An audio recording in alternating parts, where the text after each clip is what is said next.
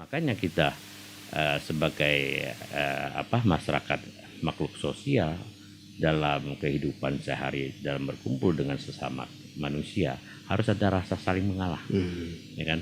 Kalau misalnya ini kita mengalah sedikit untuk suatu kebaikan, kenapa tidak?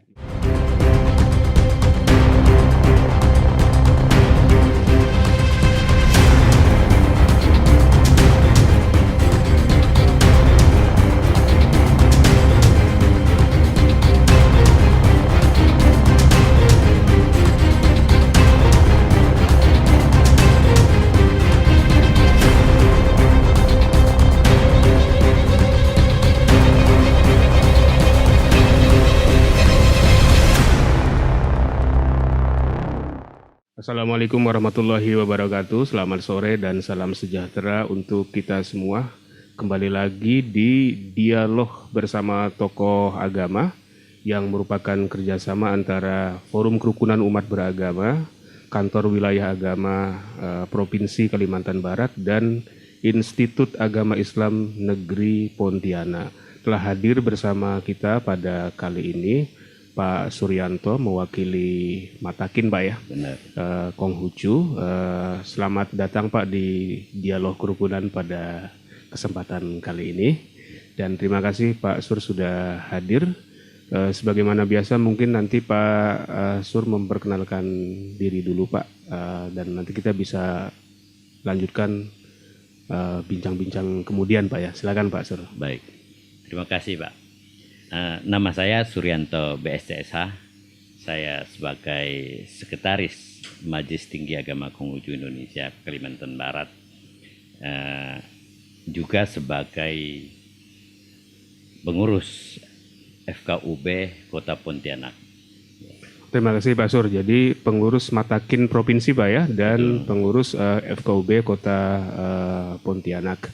Sebelum itu saya ingin menyapa dulu sahabat-sahabat kerukunan di Kalimantan Barat dan seluruh pengurus dan anggota FKUB Provinsi Kalimantan Barat dan 14 kabupaten kota.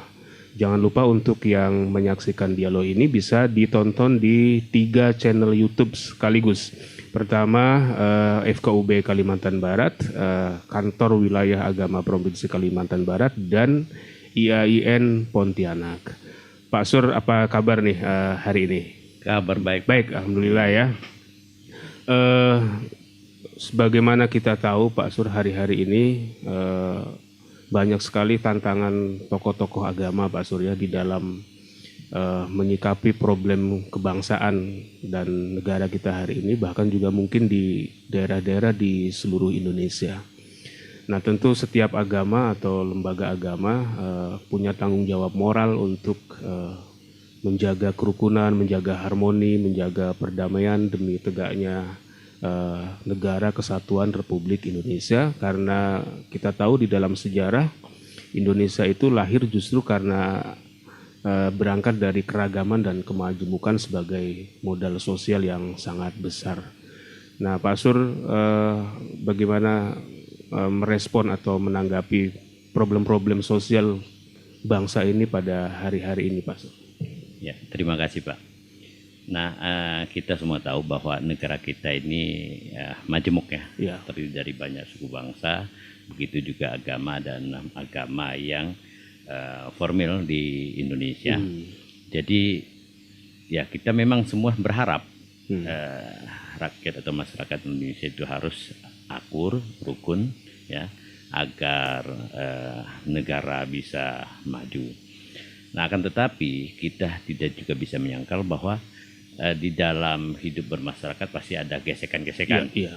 Tentunya itu sebelum terjadi gesekan, nah itu tugas dari kita semua, baik itu aparat, ya, aparat keamanan, ya, kepolisian maupun sebagai tokoh agama atau tokoh masyarakat maupun tokoh adat, itu juga harus berperan. Nah, peran serta dari berbagai tokoh itu termasuk tokoh agama, saya pikir ya minimal kepada umatnya sendiri. Di internal ya? Di internal itu paling minim. Ya, ketika kita membina umat kita baik melalui waktu sembahyang, katakanlah khotbah, ya, itu bisa memberikan pencerahan kepada umat agar ya hidup masyarakat itu harus ada saling toleran, harus ada saling menghargai, ya saling menghormati. Nah, hal-hal seperti ini harus dipegang dengan benar. Nah, dalam hal ini saya pikir yang paling penting ini dalam kehidupan ini harus saling mengenal, harus bisa saling kumpul antara etnis yang satu dengan etnis yang lainnya. Begitu juga berbagai macam agama harus saling mengenal dulu. Nah, kalau kita mengenal, maka akan terjadi kasih sayang di antara yang saling kenal itu. Nah, berikutnya akan saling memahami. Nah, udah kenal, pasti kita dengan teman-teman kita atau dengan siapapun kita paham. Nah, kalau ada terjadi pemahaman di antara semuanya kalau terjadi apa-apa bisa saling memaklumi. Karena kita udah tahu, misalnya sifatnya agak pemarah. Nah, kita nggak boleh karena dia pemarah kita juga lawan dengan marah. Kan bisa terjadi gesekan. Nah, hal seperti ini kita bisa memahami. Nah, berikutnya harus mempunyai jiwa mengalah untuk suatu kebaikan. Nah, kalau misalnya masing-masing ingin menang, ya pasti akan terjadi gesekan. Makanya kita sebagai masyarakat makhluk sosial dalam kehidupan sehari, dalam berkumpul dengan sesama manusia harus ada rasa saling mengalah. Ya kan? Kalau misalnya ini kita mengalah sedikit untuk suatu kebaikan, kenapa tidak? Nah, poin yang terakhir dia bisa ada jiwa memaafkan. Jiwa memaafkan. Karena kenapa? Setiap misalnya ada persoalan, misalnya katakanlah contoh yang paling paling ekstrim, kita difitnah misalnya, kan ada rasa gimana gitu kan? Nah, rasa dendam, rasa marah itu kan jadi beban pikiran. Nah, kalau misalnya kita ada jiwa untuk memaafkan, hati kita, pikiran kita akan plong. Jadi bukan saja manfaatnya bagi orang lain, tapi manfaatnya juga bagi kita, perkembangan jiwa kita. Prinsip-prinsip ini yang saya sebutkan tadi ini perlu dijaga oleh semua, semua manusia, baik etnis apa maupun agama apa, ini perlu tertanam dirinya. Saya pikir itu ya. Sebenarnya kalau di dalam doktrin Konghucu, Pak Sur, ada nggak sih yang spesifik ya, artinya ajaran atau doktrin atau katakanlah semacam rujukan, ya bisa disebut sebagai rujukan teologis gitu ya, yang lebih spesifik untuk menjaga harmoni, kerukunan baik di internal maupun dengan orang yang berbeda keyakinan. Ya tentu ada, Pak. Jadi begini, di dalam agama Konghucu ada yang kita sebut dengan konsep yin yang. Konsep yin yang. Mungkin yin yang ya. Yin yang. Itu saya sering dengar tuh. Ada bundaran. Yang ada bundaran. Ada sebelah hitam, sebelah putih. Hitam putih. Ya. Itu maksudnya apa tuh, Pak? Di dalam yang putih itu ada titik hitam. Di dalam yang putih ada titik hitam. Yang di dalam separohnya yang hitam itu ada titik putih. Nah, sebenarnya makna dari itu adalah sejahat-jahatnya orang, yang hitam nih, sejahat-jahatnya orang pasti ada kebaikan dalam dirinya. Meskipun setitik itu. Nah, setitik itu. Nah, begitu juga yang putih. Sebaik-baiknya manusia, tentu ada kesalahan. Nah, itu melambangkan yin yang. Nah, yin yang ini adalah maknanya adalah keseimbangan, keserasian, keselarasan, keharmonisan. Sekalian. Makanya kita contoh yang paling ekstrim ya. Makan terlalu kenyang, misalnya sehari sekali makan 4 piring, 5 piring. Itu merusak. Itu lapar apa nafsu itu? Itu sangat merusak, ya kan? Bisa sakit itu. Iya. Apalagi sehari 2 hari nggak makan, itu juga sakit. Ya kan? Bisa sakit mah. Jadi terlalu kenyang tak boleh, terlalu lapar juga nggak boleh. Pokoknya yang terlalu tuh nggak bisa. Makanya yang paling penting adalah tengah, ya kan? Seimbang. Harus seimbang dan selaras. Konsep yin yang ini ya keselarasan dan keharmonisan. Sebenarnya itu mengandung filosofi moderat ya. Benar. Moderasi itu moderasi ya. Ada di dalam moderasi beragama itu tersimbolisasikan oleh yin yang itu di dalam Konghucu ya. Iya. Makanya kadang-kadang kalau misalnya siapapun dia Pak, katakan ada berkeluarga, coba kita tempatkan diri kita sebagai istri. Wah, kerja, ya kan, di rumah tangga, nyuci, nyetrika, masak dan lain-lainnya. Kira-kira capek nggak ya? Ya kan? Kita memposisikan diri sebagai dia, sang istri. Nah, begitu juga kalau misalnya kita bertengkar dengan marahin orang lain. Nah, kita posisikan diri, kita kena marah. Bagaimana reaksi kita? Nah, kalau setiap perbuatan kita memposisikan pada diri orang, nah itu akan terjadi keseimbangan. Kita memposisikan diri kita dicubit dengan kuat, dicubit orang, sakit gak ya? Nah itu. Jadi posisikanlah diri pada posisi orang lain, baru bisa paham. Begitu juga sekarang misalnya katakanlah ada mayoritas minoritas. Yang mayoritas merasa dia powernya lebih tinggi, ya kan? Yang minoritas merasa tertekan. Nah kadang-kadang yang mayoritas harus memposisikan diri pada yang minoritas. Begitu juga sebaliknya yang minoritas juga harus memposisikan diri pada mayoritas. Kalau saya mayoritas bagaimana nih? Ya kan? Boleh nggak saya bertindak seperti ini? Saling memahami. Saling memahami. Nah, disitulah terjadinya keseimbangan, keselarasan. Nah, maka prinsip-prinsip ini sangat penting sekali. Itu yang pertama tentang konsep yin yang. Yang kedua adalah tentang konsep kepentingan umum. Kepentingan umum. Di dalam salah satu ayat dalam kitab suci agama Konghucu mengatakan bahwa seorang Chunze itu kesusilaan. Chunze. Seorang yang susilawan itu mengutamakan kepentingan umum dan bukan kepentingan kelompok. Dan seorang Shaoren itu orang yang kerdil. Itu mengutamakan kelompok dan bukan mementingkan kepentingan umum. Nah makanya antara Chunze atau manusia kesusilaan dengan Shaoren, ya manusia yang rendah budi, itu bertolak belakang. Ya kan? Nah kita harus sebagai Chunze, manusia yang susila, susilawan. Nah manusia yang susila itu akan mementingkan kepentingan umum. Tidak mementingkan ini kelompok agama saya, ini kelompok etnis saya, ini kelompok apa gitu. Itu nggak boleh. Harus mementingkan kepentingan umum.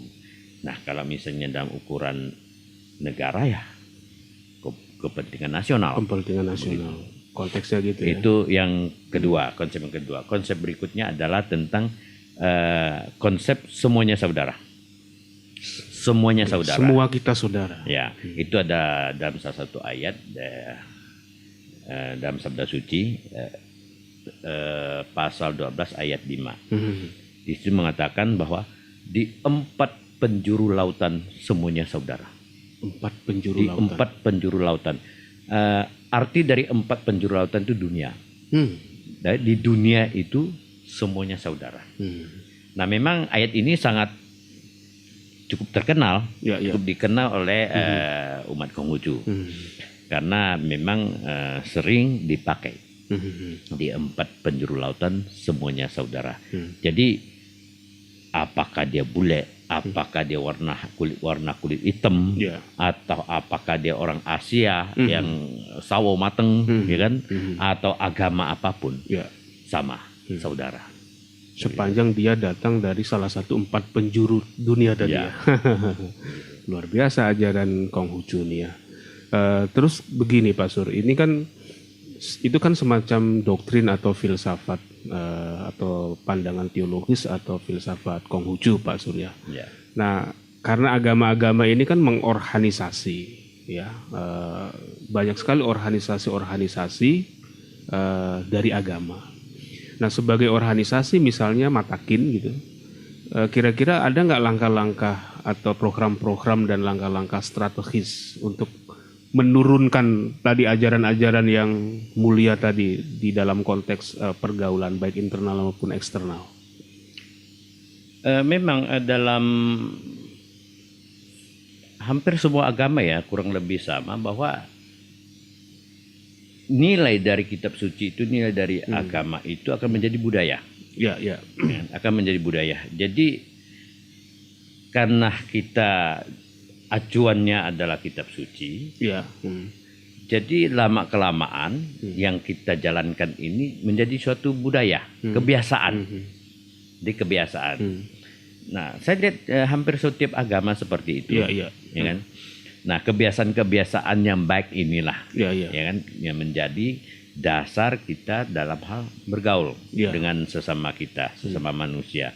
Kalau misalnya yang kita bawa itu baik, ya kan, misalnya menghormati orang, menghargai orang, ya, terus ada tenggang rasa, ya kan, terus ada sifat mengalah, ada jiwa memaafkan, dan lain-lain yang bersifat baik, itu tentu di mana pun kita berada, pasti ada.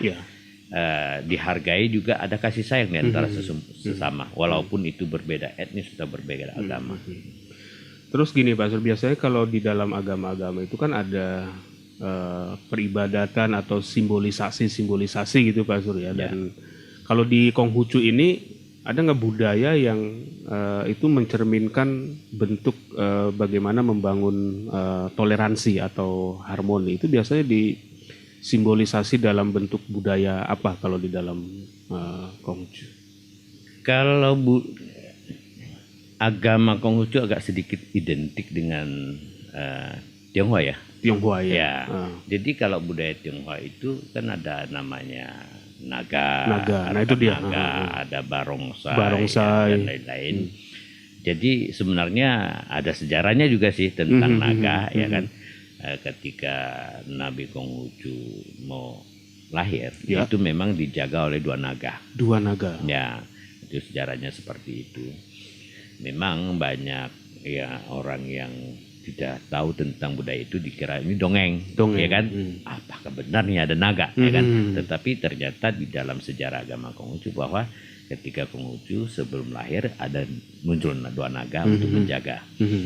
Nah, kalau kita lihat budaya Tionghoa khususnya kita lihat di Kalimantan Barat, bahwa ya misalnya ketika Cap Gome, ya kan, baik di kota Pontianak maupun di Singkawang. Nah, itu luar biasa. Ya, apakah ini cuma etnis Tionghoa? Tidak. Ya, semua etnis boleh terlibat dan boleh nonton. Bahkan banyak wisatawan dari mancanegara datang terutama di Kalbar nih, Singkawang ya. Hampir tiap tahun Cap Gome itu luar biasa ramainya. Nah, adanya momen ini, budaya ini akan mempersatukan anak bangsa, ya kan, bekerja sama. Saya lihat baik di kepanitiaan maupun melebur, yang terlibat itu melebur, sangat melebur. Dan itu efektif jadinya ya. Benar. Nah, terus begitu juga barongsai. Kita lihat Pak, budaya khususnya untuk di Kalimantan Barat kan banyak etnis ya, ada Dayak, Melayu, dan etnis-etnis lain. Masing-masing punya budaya itu ya dilestarikan dan dikembangkan, akhirnya ya kita bisa saling mengisi. Untuk umat Konghucu atau orang Tionghoa juga bisa gabung di dalam kegiatan-kegiatan budaya Melayu, kegiatan budaya Dayak, dan kegiatan budaya Jawa atau kegiatan budaya apa saja. Nah, terbukti kami ya, terutama saya juga sebagai pendiri Majelis Adat Budaya Tionghoa atau MABT di Kalimantan Barat. Jadi sekarang tergabung dalam Perkumpulan Merah Putih. Dan di dalam PMP ini, Perkumpulan Merah Putih ini ada 22 organisasi etnis. Jadi semua tokoh masyarakat yang ada di Indonesia berkumpul di Perkumpulan Merah Putih. Nah, kami sudah saling kenal, ya. Jadi saling mengisi, dan kita banyak mengadakan kegiatan-kegiatan juga. Nah, setiap bulan mengadakan kopi morning, mengadakan acara. Malahan pernah kita datangkan salah satu tokoh nasional, Pak Azumardi Azra. Azumardi Azra. Pernah datang beliau ke Kalbar dalam acara Kopi Morning. Jadi sebenarnya penyikat ini sangat penting sekali ya, supaya apa di masyarakat ini keadaan sosial bisa teratasi, terutama nggak terjadi gesekan-gesekan. Yang harapan kita memang ke arah sana.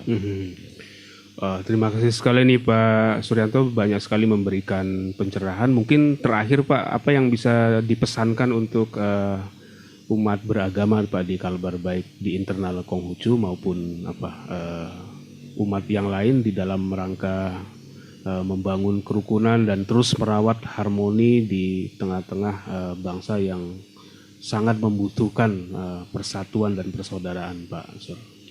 Ya, terima kasih Pak. Sebenarnya segala sesuatu itu mulai dari diri sendiri. Itu paling penting. Diri sendiri. Kalau diri sendiri baik, akan mempengaruhi keluarga kita, lingkungan di sekitar masyarakat kita, teman-teman kita, bahkan makin meluas sampai nasional, bila perlu internasional. Paling penting itu adalah diri sendiri. Bina diri sendiri dengan baik dulu. Ya. Misalnya kita sendiri nggak baik, bagaimana mau bina pihak lain? Apakah itu umat atau yang lain-lain? Nah, paling penting adalah diri sendiri dulu, pengendalian diri, ya, perbuatan dan sebagai teladan. Nah, kalau ini sudah baik, otomatis lingkungan di sekitarnya sudah baik. Jadi jadikanlah diri sendiri sebagai teladan. Jadikanlah diri sendiri sebagai teladan. Sahabat-sahabat kerukunan di Kalimantan Barat, seluruh anggota FKUB Provinsi Kalbar, pengurus dan anggota FKUB di seluruh kabupaten kota di wilayah Kalimantan Barat.